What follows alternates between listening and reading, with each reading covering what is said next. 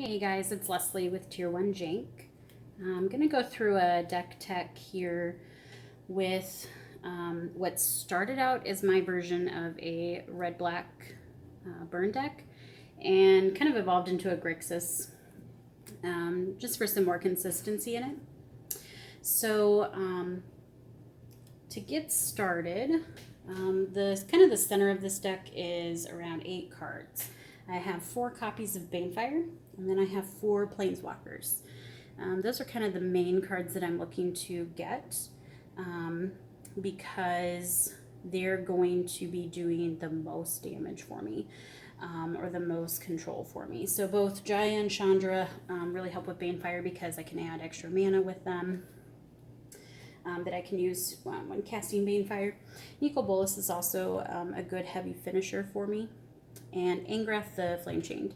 I think I've said this before, but I definitely would argue that Angrath, in a lot of ways, is actually more key to this deck than Chandra, and his +1 ability, I feel, is in many ways better than Chandra's, because not only are you doing that 2 damage or 2 life loss, but you're getting a card out of your opponent's hand that could be used against you later. So those are kind of the core pieces of this deck.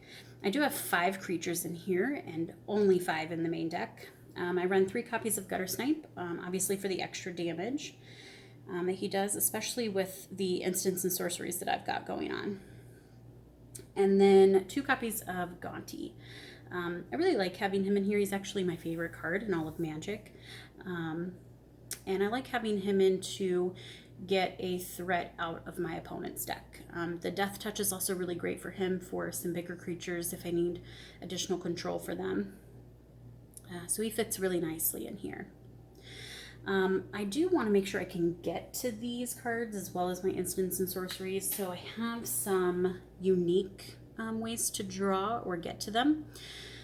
First, I have 3 copies of Swordpoint Diplomacy. And this is great kind of early on in the game to do a little bit of damage, get in a few points. Sure, I might end up with a Banefire in my exile pile because of it, but they had to take that 3 damage early on. The other reason why I like having these in here is most of the time my opponents will let me keep the extra lands that I pull with them. So it's great for making sure that my mana fix is on point and getting extra lands into my hand that I can use later for Banefire or for an Nicol Bolas perhaps. The other piece of draw power I have in here is Pirate's Pillage. And this is a 4-drop that as an additional cost to cast it, I have to discard a card. But I get 2 cards, I draw 2, and then I also get 2 treasure, which is really helpful for the deck because of that Banefire, and again, to get to Nicol Bolas faster if I need to.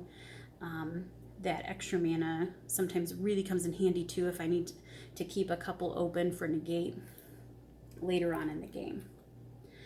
Another reason why I like to have this in here, I have a little bit of some board control going on over here.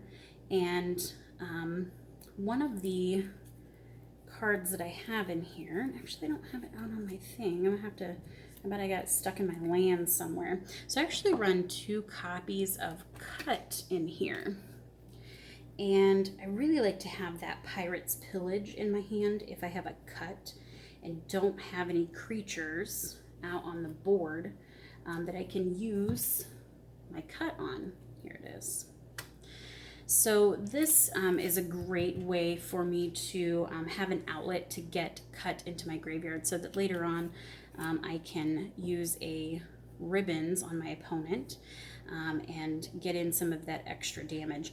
Now, this Ribbons isn't quite as strong as Banefire. Not only does my opponent often know that it's coming, but it doesn't have that added protection from the can't be countered, can't be prevented if it's 5 or more. But still, sometimes it really ends up being a finisher for me.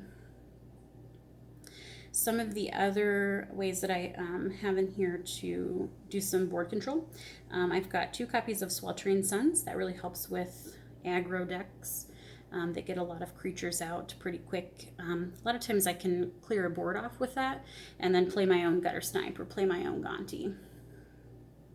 I also have 2 copies of Vraska's Contempt and 2 copies of Doomfall, and this kind of does double duty for me. I can both use it to look at my opponent's hand and get a threat out before it can do anything to me. But I can also use this as a way to get rid of a threat that's already on the board in the form of a creature. So a lot of times that comes in really handy too for cards that have Hexproof, because it gets around it as it targets my opponent and they are forced to exile that creature.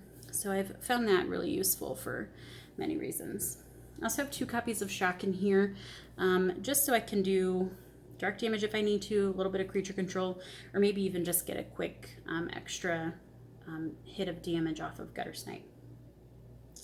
I have 2 copies of Disallow, 2 copies of Negate, and 2 copies of Syncopate. And I really like having this particular counter spell because I think it makes the early game a little bit more versatile if I can get it into my hand.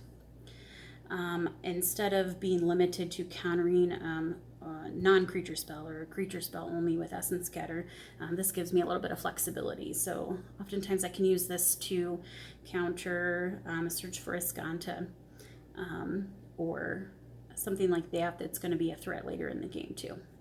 And then I have my own Search for Azcanta so that I can get to all of this stuff. As far as lands, I do have 2 islands, 3 swamps, 4 mountains, and then I have some dual lands in here, some Drowned Catacomb, Dragon Skull Summit. I have 2 Drowned Catacomb, 4 Dragon Skull Summit. I have 1 copy of Sulphur Falls and then 2 copies of Highland Lake. Again, I'm kind of cheap, so until I can, find some way to not break the bank to get my Sulphur Falls, I like to run those tap lands sometimes. But you could easily swap that out. So those are the dual lands and the basics. I do have 2 Canyon Slow in here as well. And that really helps for cycling. Oh, I'm actually going to go back for a minute. On that Sweltering Suns, a lot of the reason too why I like to run this main deck, even if I'm coming up against a deck that's not that has no creatures, complete control. This has cycling, so it's not a dead card in my hand. And that's another reason why that Pirate's Pillage is so important with that cut. And even if I can't get to that Pirate's Pillage, if I've got a Gonti out on the board, I can use that cut on my Gonti and get my own ribbons into my own graveyard that way.